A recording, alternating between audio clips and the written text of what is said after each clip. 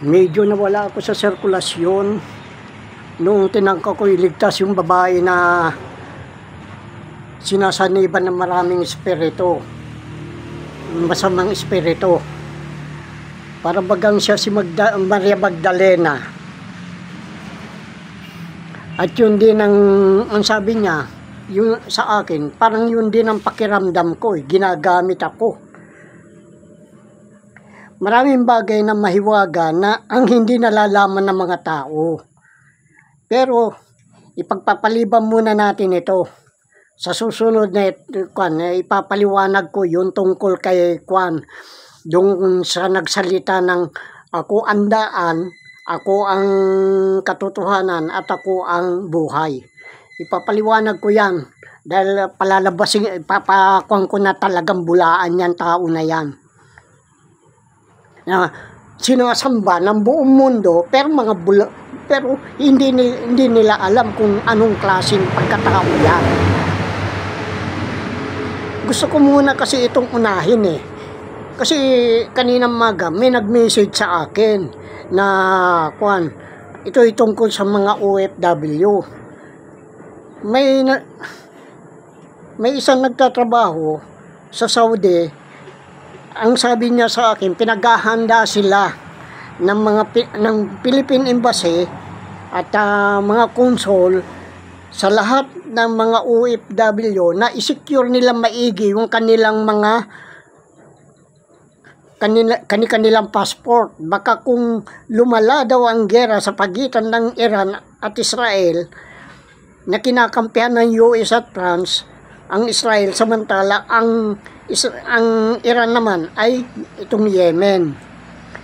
Kung tutuusin, isa lang naman ang pakay ng US at France dito na kapwa kasapi ng Group of 5. Ibig nilang mapasa kanila yung mga langis at likas na yaman na siyang likas ng yaman ng Israel. At ang ginagamit nilang pamato, upain, ay itong Israel. Para masabi sila'y matitino. Puro mga bugok yan Maliwanag na ganyan din ang pakay ng US at China dito sa ating bansa. Ibig nila, sila ang makinabang ng mga kayamanan dito na nakalaan sa mga mahirap at saka yung deuterium. Mantakin mo nga naman, kung sila ang may hawak ng deuterium, sila ang papanginoonin. Samantala tayo ay maghihirap na gaya ng ginawa nila. Kinawawa nila yung mga Afrika o gaya ng Saudi na kinuha nila. Yung ibig kong sabihin, yung matapos nilang maubos yung masipsip yung dugo ng mga Saudi ay pinabayaan na nila. At sinalo naman nitong Petronas na ang namumuno dyan ay ang mga Marcos. Kasi yung Petronas sa Malaysia, Petromine sa Indonesia, Petron sa Pilipinas. Kaya nga mapilindo.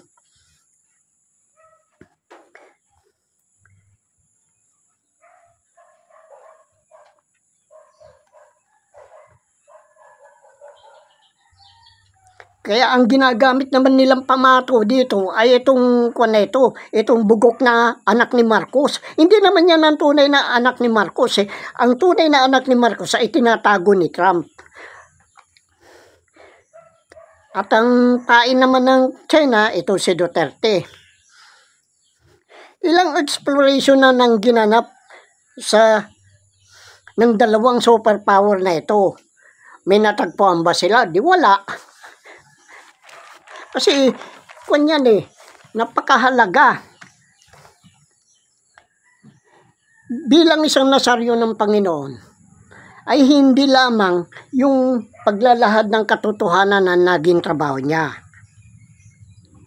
Kundi, kung sakaling dumating ang isang unos o bagyo, ay magiging dragon din siya. Yan ang hindi nila alam. Alalahanin natin ang pagpapawalang bahala sa mga ulat tungkol sa mga naglalakihang problema na hindi inaaksyonan ng putang inang bugok na Marcos na yan. At kung sakaling lumala ang sitwasyon ng kaguluhan sa pagitan ng Iran at Israel, ano ang gagamitin nilang pondo? So, yung polymer? Ulol kayo. O, papayag kaya yan? Kaya nga sinasabi ko na yung polymer na yan ay hindi natin katungkulan bayaran yan. Bayaran ng mga Marcos yan, hindi natin katungkulan yan. Bakit natin babayaran? Samantala yan, nagpalabas ng polymer na yan, ay may logo na HSBC, at ang may kun ng HSBC, ang may-ari ng HSBC, ay yung Silicon Valley na pinamumunuan ng Goldman Sachs na may kaugnayan dito sa mga Marcos. O, igigisa na naman tayo sa sarili natin mantika, papayag kaya ako? Hindi ako papayag niyang ganyan. Kung kayo, kaya nilang lukuhin, ako hindi nila kayang lukuhin.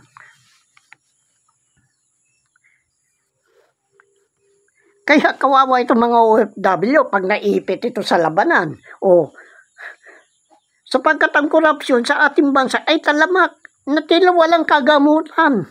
Isang kanser. At pinagkikibit, balikat lang natin mga mamamayan. O, paano yan ngayon?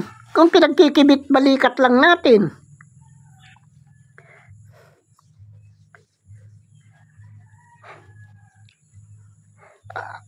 Isa lang parte ang nabaling sa sistema na gumuha dahil sa bigat ng problema. Dulot ng maling pag-uugali ng hustisya sa ating bansa. Karaniwan dumarating ang ganitong problema sa iba't ibang paraan. Kung mayaman ka, makapangyarihan, lusot ka sa butas, este batas. Maging sa pandaigdigang hustisya, ay tila ganito na rin ang nangyayari. O, umaapila ang bugok na abogado na ni Duterte ng interim release. At ang pangunahing dahilan yun ay matanda na masyado upang mabilanggo. Anong pakialam namin kung mamatay siya doon? O, may pakialam ba?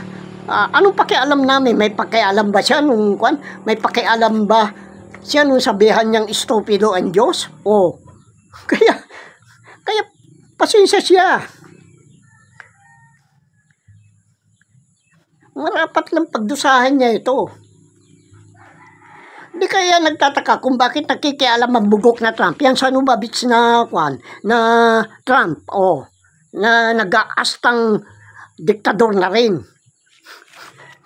Kala niya na kaya niyang kwan, pati nga yung Gisara gusto niyang siyang mag-trigger daw. Di trigger mo lang. Problema ba yon? Kaya problema mo kung saan ka kukuha ng pundo. Putang ina ka. Kaya yan, napapahiya na siya ngayon. Dahil pinangako niya sa mga mamamayan na yung mga ipinanganak sa 1962 ay magkukan na.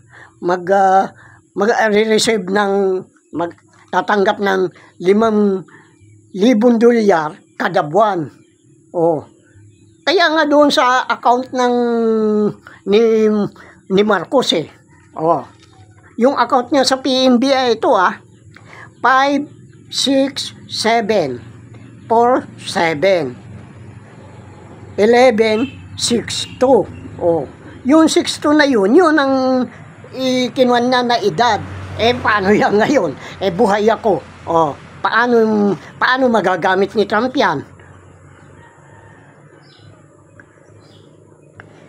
At saka wala siyang pakialam Wala namang kontribusyon ang Amerika dito sa United Nations Alam ni Kwan yan. Sinulatan ko na si Kwan noon si Guterres Pinaalam ko sa kanya, verifyin mo kung hindi totoo ang pinagsasabi ko kako. Kaya si Guterres biglang nanahimik yan noon. Ngayon, kailangan buhayin nila uli si Guterres para hindi sila mapahiya. Bakit nga natatakot si Trump? Ngayon, kasi ganito ang magiging senaryo yan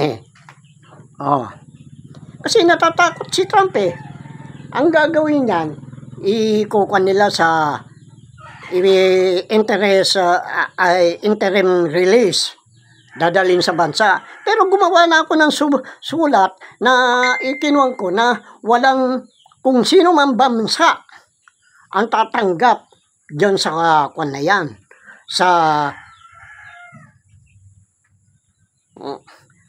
putang inang Duterte na yan, ay walang magiging bahagi sa mga gisara. Ako na nagsasabi. Dahil yan, kung na yan, divine yan eh. Divine wealth nga eh. Bakit makikinabang ang mga magnanakaw? Yan ang sinasabi ko. Dahil sabi ko nga, wawalain ko ang utang ng mga ng mga bansa. Kaya, kung hindi ako masunod, di wala. Kung gusto nila sila masunod, di sila gumawa lang kayo ng paraan. Ngayon, upang makontrol nila yan, si Duterte, kailangan ilabas nila. Ngayon, pag dinala sa isang bansa yan, na kasapi ng ICC, paano kung hindi kasapi, hindi pwedeng kuwan yan. Kaya nga Malaysia, umurong mula nung sulatan ko yung kuwan, dahil malalagay sa alanganin ng Malaysia eh. Kaya umayaw sa ICC yan, dahil magkakaroon ng malaking investigasyon yan. Dahil yung pagkalagak ng mga pera dyan sa Malaysia, na ang ginamit ay yung 1 MDB. Ngayon, kung madala na yan sa isang bansa, katulad ng Brazil, ay Belgium. Ang Belgium, dyan linagak yung custodian account na napunta sa China eh. Ay sino pa ang Germany? In Germany, wala yan. Tatawanan ko lang yan, mga ganyang kaso. Ngayon, hindi sila tatanggap. Hindi naman luko-luko yan, kundi sisingilin ko sila. Kaya, sa halip na patawarin ko yung utang nila, sisingilin ko. Yung bansang tatanggap na yan. Ang malaking kapangyarihan ko. Hindi lang nila alam na napakabigat ang kalagayan ko.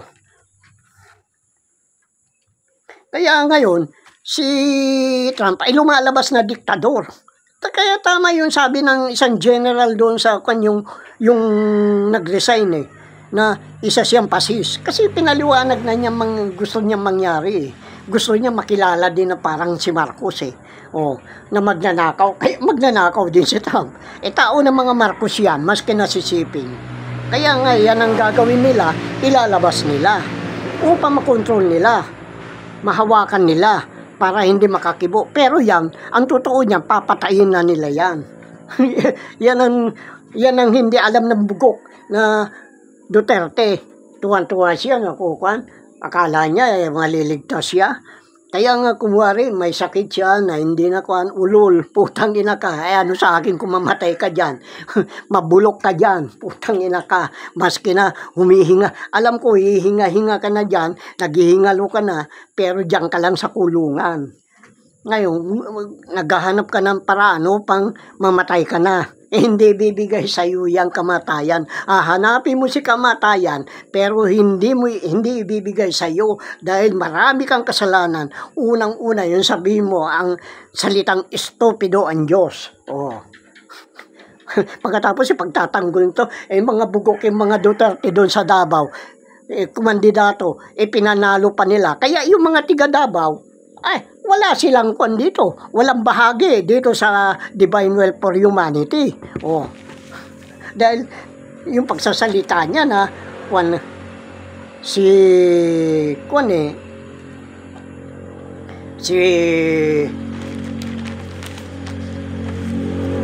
yung pagsasalita ni Duterte na estupido ang Diyos. Marami kasing alam si Duterte tungkol sa operasyon ng CIA sa Pilipinas. Kaya yan ang kinakatakutan ni Trump.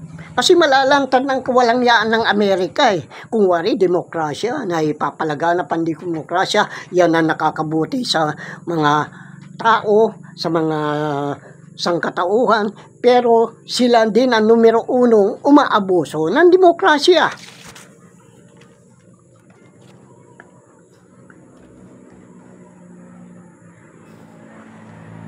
Kaya ang lihim na yan, ang kinakatakutan na ay yung Committee of 300. Yan ang talaga nasa likod ng mga kaguluhan dito sa mundo. Saan ba makikita yung Committee of 300? Oh, di, kanyan, doon sa Alpha Omega World Master Program na itinatag nung magnanakaw na Diktador Marcos. Yan lang eh, simple lang eh. Kaya nga sabi ko nga, ganyan ang mga pangyayari niyan. Kaya yan ay pinamumunuan ngayon ng tunay na anak ni Marcos na itinago ni Trump.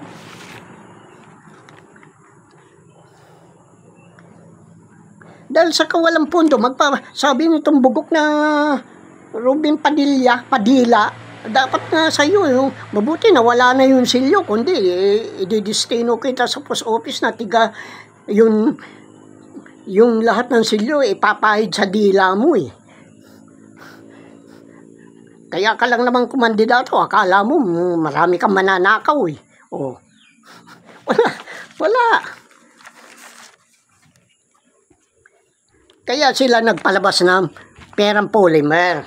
Yan daw ang gagamitin. Di gamitin ninyo, bakit babayaran ko ba yan polymer na yan sa HSBC? Oh, hindi ako siraulo. Oh, Robin Padilla, hindi ako siraulo na kagaya mo, hindi ako gunggong na kagaya mo na walang utak. Yung utak lamok ka lang. Kaya wala mangyayari niyan. Oh, bakit pera ba ng gobyerno ito? Pera ba ng mga Marcos ito? Hindi. Anong pakialam namin yan? Ano kung maipit lahat yung mga OFW dyan sa gera na yan, magmamakaawa. Dahil kung hindi ninyo ninanakaw ang pondo ng Pilipinas, maganda ang kalagayan nila. Hindi lalabas ng bansa yan. Kaso ninanakaw ninyo sa pamumuno ni Duterte at ni Marcos.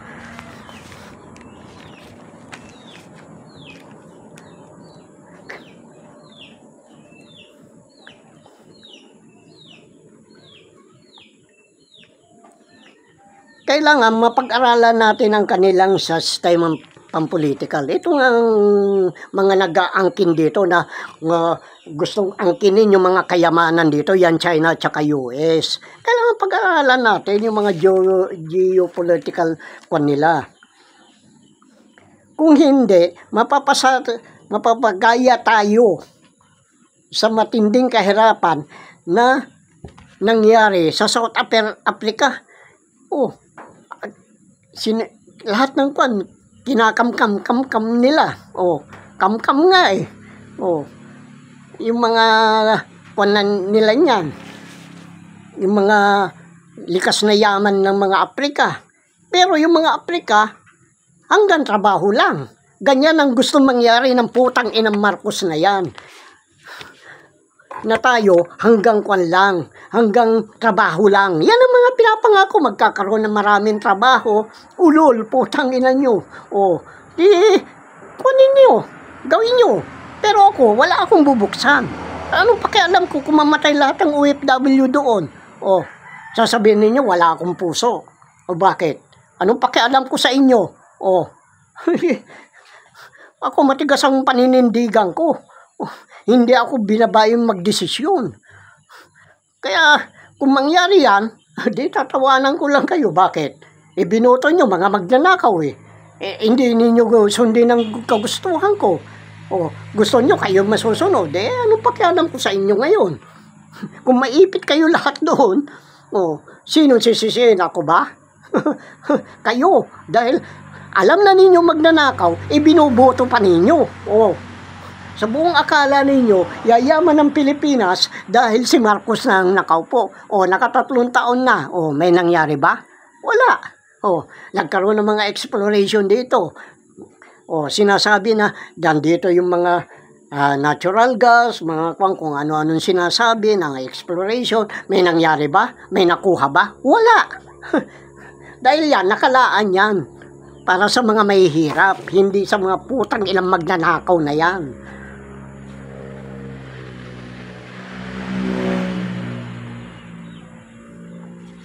Isa lang ang paraan upang mapigilan natin ito.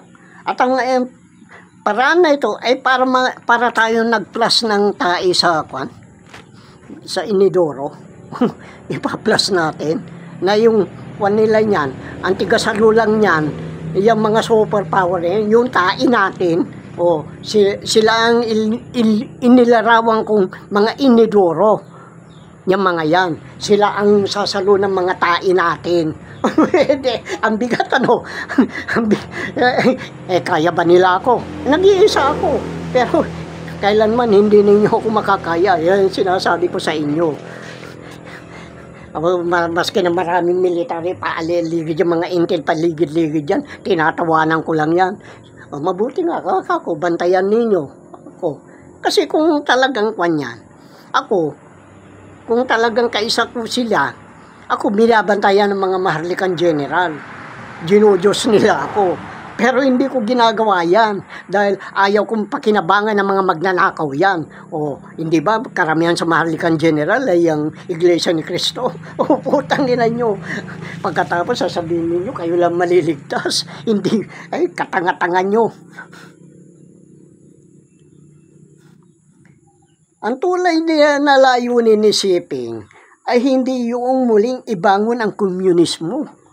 Sapagkat ang nais ng China maging matatag ang kanilang kultura sa tulong ng pera ng mga mahihirap.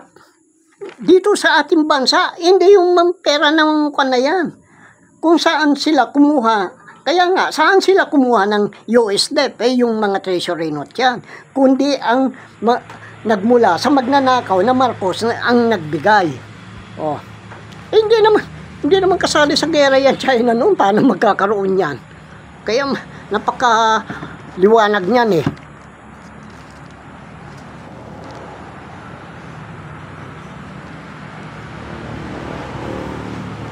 Ayun.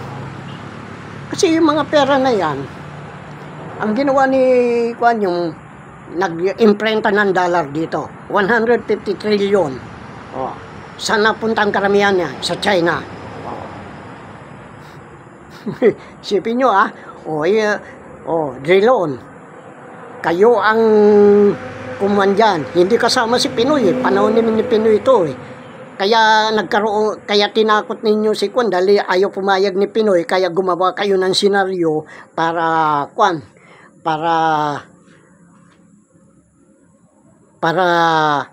mapasunod si Pinoy. Pero hindi siya pumirma. Sinong pumirma? Purisima. Hindi ba Purisima din yung naka-floating pagkatapos nakialam pa? Tapos si Drilon. Ikaw puteting tiga Iloilo. Kasama ka dyan. Laila de Lima. Titangko. At saka itong si Mar Rojas. Kaya mga putang ng mga yan, sila ang pumirma dyan, kaya biglang yaman yan. Kaya siguro ginusto ni Corina si Kwan dahil mapera si Mar Rojas Butot nyo, tangilan nyo, hindi na kayo nahiya, ang kakapal ng mukha nyo. Pagkatapos, yung custodian account, na ilinagak ng magnanakaw na diktador doon sa Belgium. Diyan daw tatakbo si itong si Duterte. Natuwan-tuwa siya makukuan dahil meron siyang collar dito na GPS, pero hindi niya alam. Kaya akala ko ba tuso itong puta na, akala ko ba matalino na sabi niya, ako prosecutor ako, ganyan, pinagmamalaki niya. Wala ka namang utak, tarantado ka. Pinairal mo lang ang kayabangan mo. Makapagyabang ka lang. Mantakin mo, yung babae doon sa Palawan, isinaksakan niya ng bote yung poki. Hindi makapagreklamo dahil malaking tao. Dahil kung magreklamo, papatayin. kaya alalahanin ninyo yung mga pinaggagawa ng putang inan yan.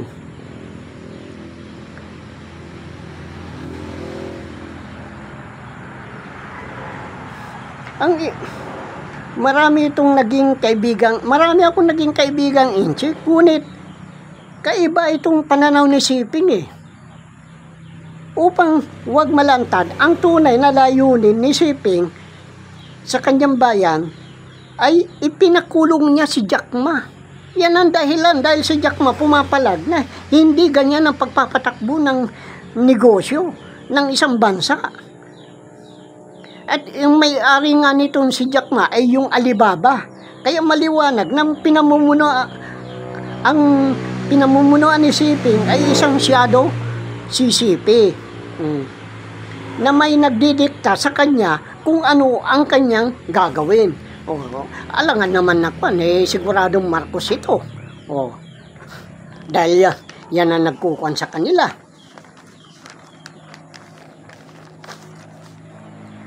Walang pinag-iba ang PLA sa military ng maharlikang general. At alam ng mga general ng PLA kung saan nagmula ang kayamanan ng China at kung paano sila yumaman.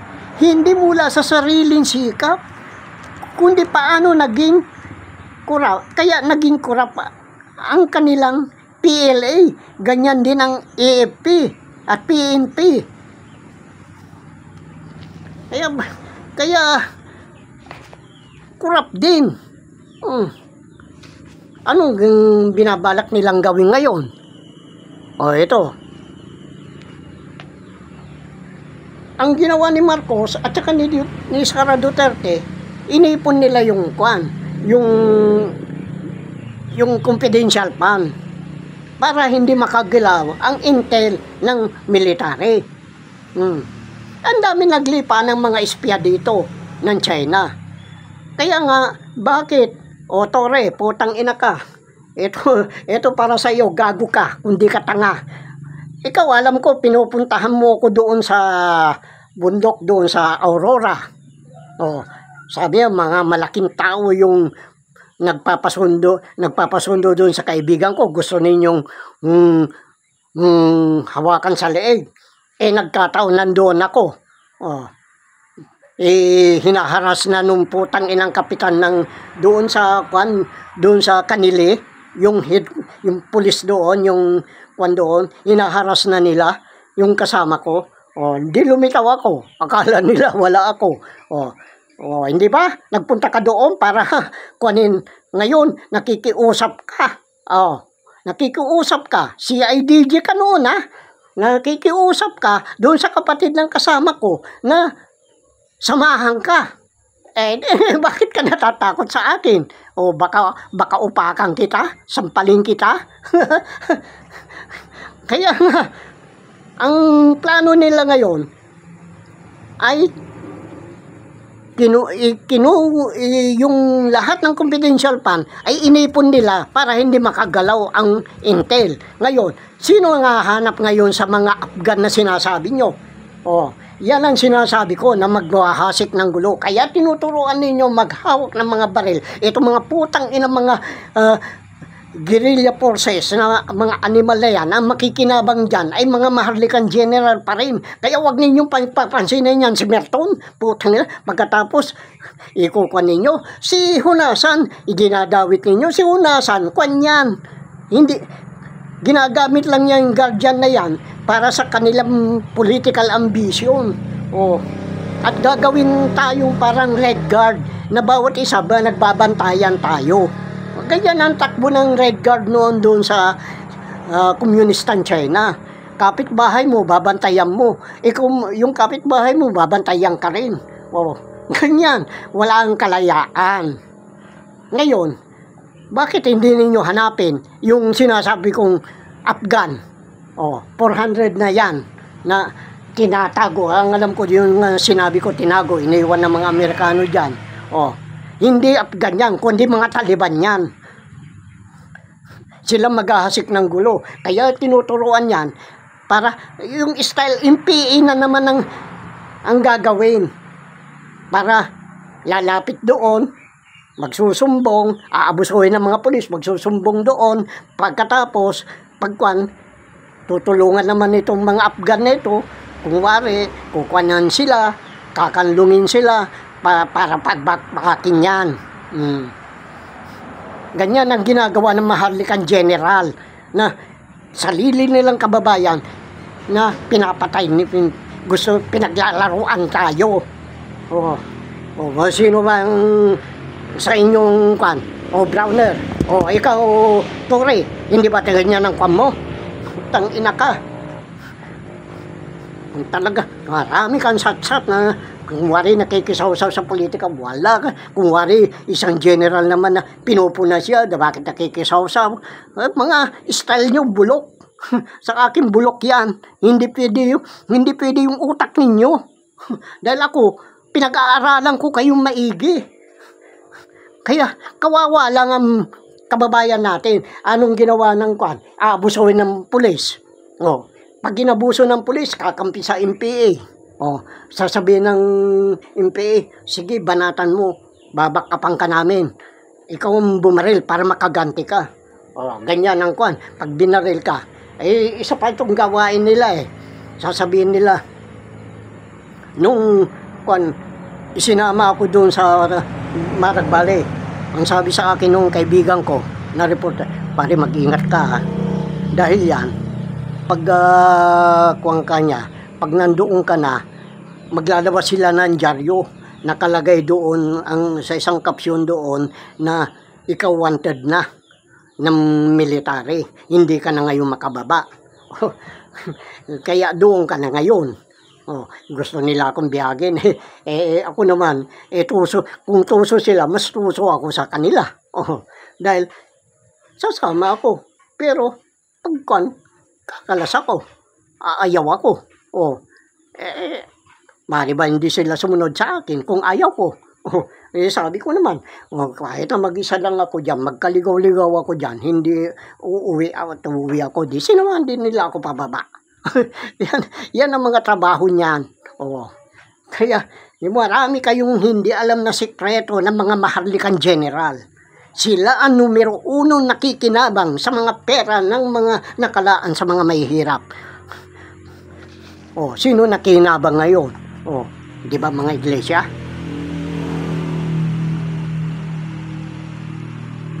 Kaya, samantala, ang paniniwala ng mga Kano ay meron silang misyon para mapabuti ang kalagayan ng kwan. Mga tanga-tanga din yung mga Kano na yan Kasi yung kasabihan nila na kwan, kung anong nakakabuti sa Amerika, yan din ang nakakabuti sa mga mamamayan. Kaya, ibinabahagi nila ang kabutihan ng demokrasya, ngunit sila naman ang umaabuso ng demokrasya. Sa ilalim ng pamumuno ni Trump, tila nagbago ang ihip ng hangin. Ibig niyang palabasin na isa siyang diktador. Para palabasin na masama ang gobyerno ng Amerika at tuluyang bumaling na sa China. Ngunit kapwa naman sila, mga tao ng mga Marcos Ano ngayon? Di wala. Sige na. Bukas kukuhan ko yung nagsalita ng kwan. Ikukwento ko din yung nangyari doon sa paggagamot ko doon sa babae. Dahil marami pa kayong malalaman tungkol sa mga kalagayan ng mundo. Yung sinasabing, yun nagsalita na ako ang daan, ang katotohanan at buhay. Kung sa kanyang buhay, bakit siya namatay? Sige na.